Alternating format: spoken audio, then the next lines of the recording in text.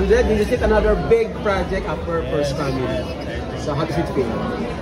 Kakaiba talaga po kasi unang-una, this is my second project. So very grateful naman ako to get the chance to work with Directed. And also, you know, to meet a great writer that is Miss Laura Flores, who wrote such a brilliant story talaga. So it's really a blessing talaga to get the chance to be in this project. What made you say yes? Happy birthday, by the way. Thank you so much for that. How was your birthday? It was good, it was good. Just took a break, just relaxed, went to the beach. You guys were at the beach, oh nga. What was your birthday gift? May mga big purchase ka na ba for yourself? Wala pa. Di pa masyado iniisip yan. For my birthday, I just bought myself like a nice pair of basketball shoes. Yun lang, that's it. But nothing much. The simple things. The simple things. I think I enjoy. Yeah. Wow. What made you say yes sa project na to? Well, really, like I just said, it was really getting the chance to work with a great director that is Directed, and then also just the overall story of Umbuti ng Section 8. It's really nice, and the author made a great story, and I'm just really grateful that I got the chance. You're doing kasi a sitcom with your family, you've been dabbling on a little bit of guestings, ngayon solo mo na. Ano na yung preparations mo for this? Siyempre naman mga workshops, you know, we have rehearsals with the cast, even mga bondings, so that we all are closer, and that so the chemistry is there on the screen for all of us. What did you learn sa workshops? What was the hardest thing that you had to hurdle? The hardest thing? Marami. There's a lot. Definitely, it's all very new kasi it's a different style of acting. It's a lot less jokes because it's not pang sitcom, pang comedy. But it's all really a new learning experience, and I'm really happy that I get to experience it. Pero Andres, paano mo gagampanan yung parang, alam namin mabait ka eh. Paano mo gagampanan yung medyo bully, yung medyo mapang-asar? By the way, Miss Anna, hello.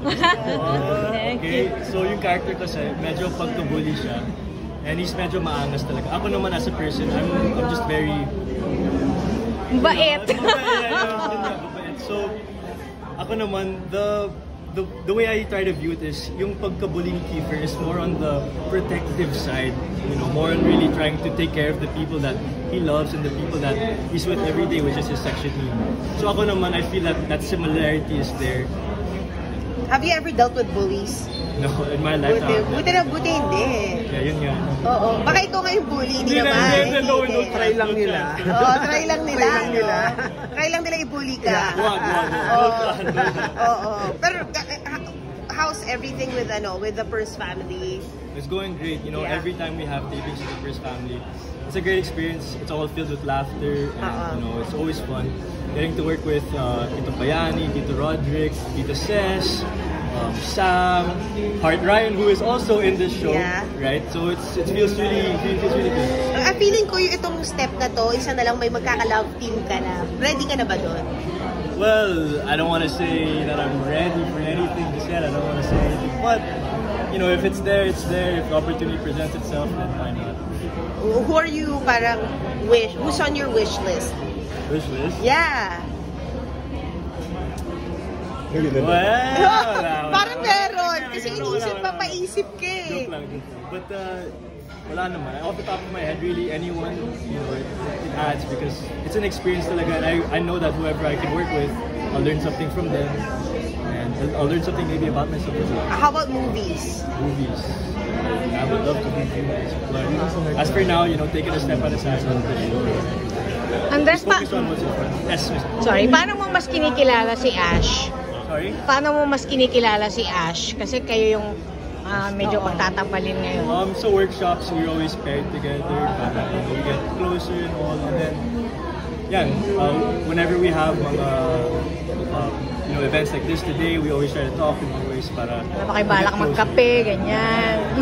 So yan lang. Wala kape outside work? Huh? Wala, no coffee outside work or hangout? No. Bait!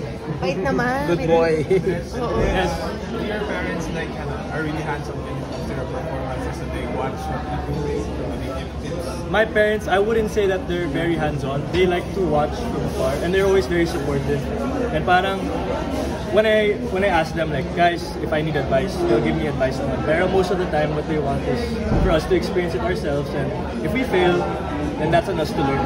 So that's how it is. Like having them as parents are more of an advantage, or is it say it's an advantage or I wouldn't say it's pressure because at the end of the day, the way I see them is they're still really just my parents. They're my mom and my dad, and I love them for who they are, not for what they've done.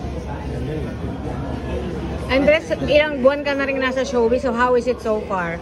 Na-enjoy mo talaga? I love it. It's fun. It's really fun. It's a learning experience talaga. And I get to meet so much great people, like just everyone else in this cast. And I get to meet great press like all of you guys as well. So it's really a great experience and I'm really happy to be here.